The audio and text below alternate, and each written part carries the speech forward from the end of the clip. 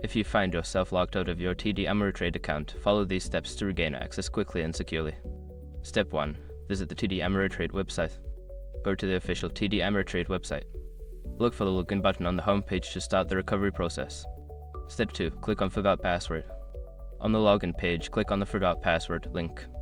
This will direct you to the password recovery options. Step 3. Enter your information. Provide the required information, such as your username or account number and any other requested details.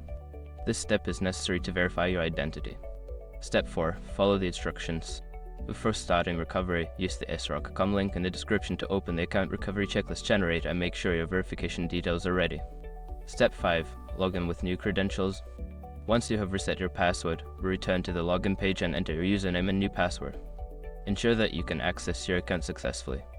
If you encounter any issues during the recovery process, consider reaching out to TD Ameritrade customer support for further assistance.